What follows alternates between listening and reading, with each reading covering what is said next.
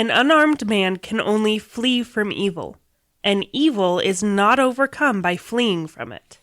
Jeff Cooper. You're listening to Writing Roots, brought to you by Aspen House Publishing. Welcome to Writing Roots. I'm Lee Hull. And I'm Lee Esses. And our series for September is all about professions, all about skills sets and common characters you'll see throughout books. And you will probably write one or two of these, maybe in one book. And today, we're talking about things that go boom. Joining us is actually my husband, Nick Mangum. We are going to be talking to him about guns, specifically from the standpoint of people who own guns. Welcome. So, what qualifies you to talk about guns? Yes, this goes back a ways. I grew up with guns in the home. It started out with just Dad having a little .22 rifle, and I can't remember far enough back to remember the first time I even shot it. I wasn't really a gun enthusiast until adulthood. Started getting out my own, started realizing that, hey, these things are fun. Started collecting them. I'm also a NRA certified instructor for basic pistol and shotgun, and am a range safety officer, and work in a shop selling guns. I'm also a Type 3 FFL holder. It's for collecting curios and relics. So that's something I'm not only into, but I'm actually certified to do.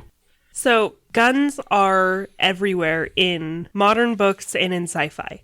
You see them everywhere in films, shows. What do you commonly see that is wrong in popular media about guns? Probably the most common popular thing I see is improper terminology. Calling a magazine a clip, for instance, not knowing anything really about how the gun works as a writer or as a director.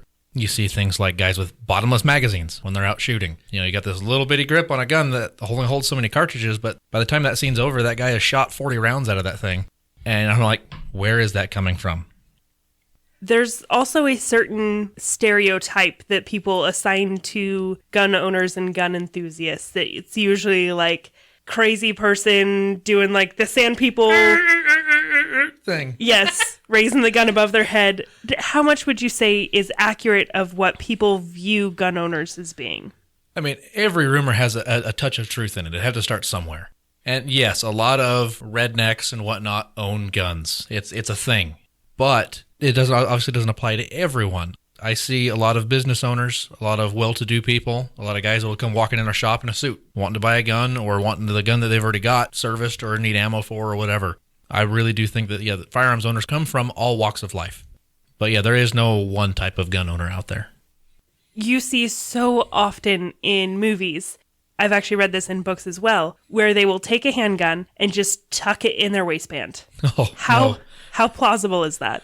I mean, you see it all the time. You hear about those that aren't carrying legally doing it. It's crazy unsafe to do.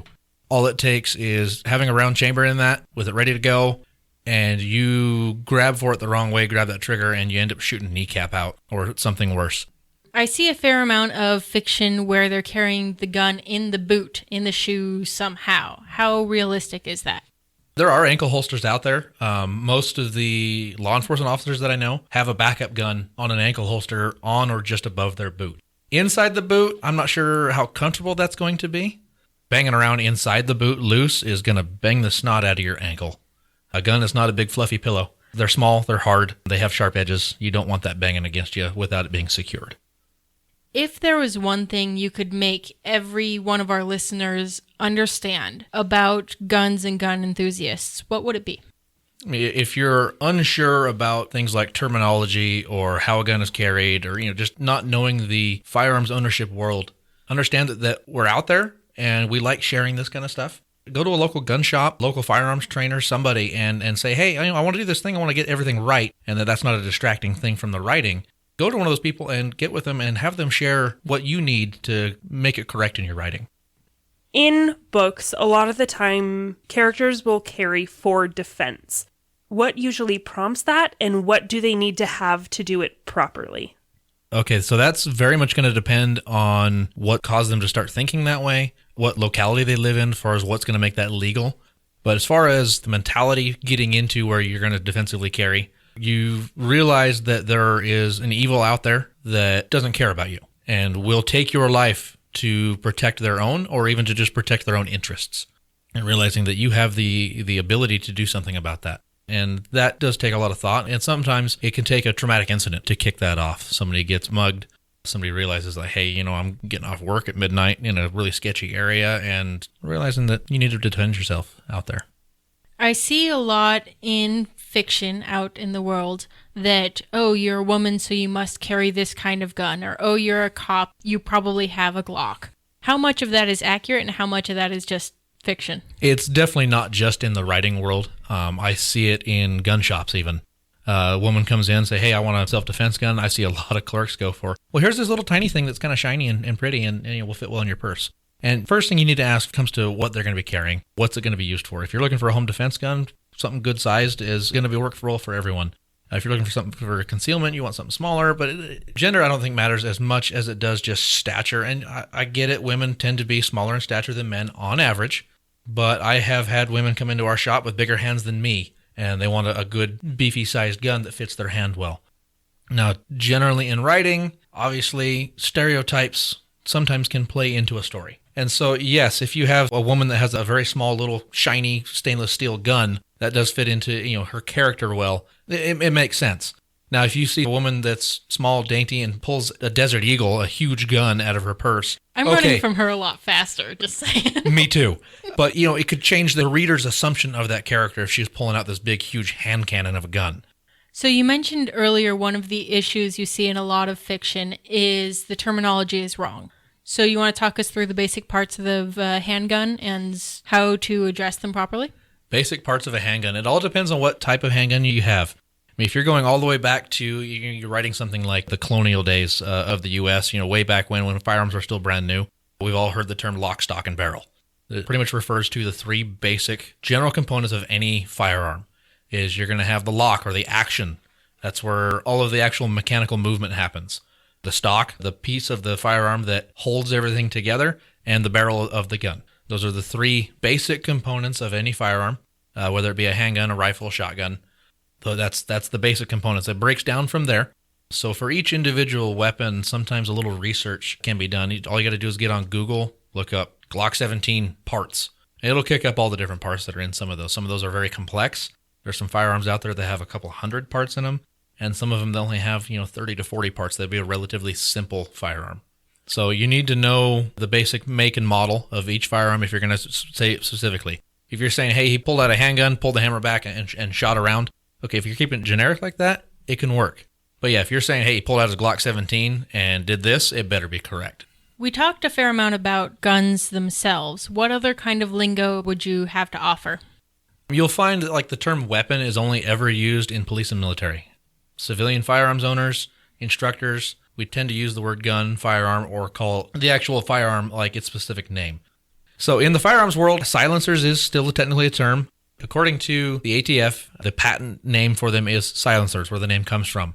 A better description of them is suppressor. They help quiet a shot, but they do not silence it. If you want a silent shot, get a rubber band gun. What about the muzzle flare? Will people notice the flash from a gun? If you're shooting at nighttime, it's going to have a bright flash out the end of a gun, no matter what gun it is. The shorter the barrel and the higher the power of the cartridge, the more you're going to notice that. Something like a .22 rifle is going to have a very minimal muzzle flash due to the fact that it's a low-power cartridge and a longer barrel. But if you're shooting something like a Desert Eagle in .50 cal, it's going to have a fireball coming out the end of that barrel, especially visible at night. Tracer rounds, do they exist? Yes, they do. Some states have them banned, but yes, they are out there. The military uses them very extensively. Something to remember about tracer rounds is they're not loaded every round in a gun. Say, like on a machine gun where it's belt-fed, typically 1 in 5 to 1 in 10 of those cartridges will be a tracer. Because the rate of fire is pretty high, you're still getting enough of those downrange often enough that they can be used to kind of walk your fire, as they say, into the target. Something to remember for writers, though, is tracers work both ways. You can see where it's going, and the people you're shooting at can see where it's coming from. As far as with firearms, rounds, cartridges, bullets, lots of different nomenclature there as well. Bullets are actually only the projectile part of a firearms cartridge, referring to the entire thing, be it the case, the primer, the powder, and the bullet. Referring to that whole thing as a bullet is one way to annoy a firearms owner, because the bullet is only a part of it. It'd be like referring to your car as a tire. So yeah, a lot of gun enthusiasts refer to them as rounds. You know, hey, I got a box of rounds, or I got 50 rounds in that. But yeah, saying I got 50 bullets in there, they're going to think you've got just the bullets and you're getting ready to reload some of your own cartridges. Now, that would still apply, though, for things like muzzle-loading firearms, going back to black powder, going way back when. Yeah, you kept all those separate because there were no cartridges back then. Everything was loaded into the gun separately by hand. For authors wanting to do a little bit of research, there are a lot of resources out there that are not that good, that are actually not great. So do you have any recommendations of where people can go to start, like any YouTube channels or anything like that, of good resources for authors? Despite the bad rap they've gotten over the years, the NRA is a really good place to go for basic firearms information you're going to get that's correct. Their number one goal is safety and teaching U.S. citizens marksmanship. That's their end goal. And so they really enjoy sharing that with people, and they're going to do it properly. Anytime you're looking into like a YouTube channel or a website, look for credentials. Just like any other profession, you don't want to come to me for things like engineering. I'm not qualified to share that with others. Now, when it comes to things like firearms, you're going to want to look for people that have instructor credentials or work in that industry for a number of years. Folks that actually have the knowledge and experience that's certified to go along with that. That's what you're going to want to look for.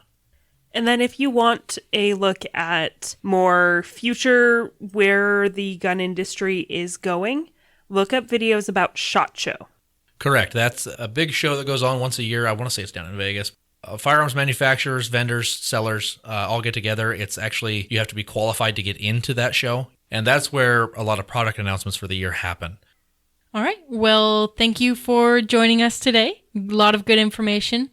If any of you listeners out there want to catch the full version of this episode, then we will have it available. Just check the email address at the end of this episode and we can send you the full interview. And if you have any further questions about guns, how they work, like I said, Nick is my husband. If you have any specific questions about a particular firearm, about what a certain type of character would use, anything gun related, yeah, go ahead and contact Writing Roots and they can get a hold of me. And I love answering questions like that. Trust me, he does. But until then, write selfishly. If you have a question or comment for our hosts or a topic you'd like us to cover, send us an email at writingroots@aspenhousepublishing.com or find us on Facebook by searching for Aspen House Publishing.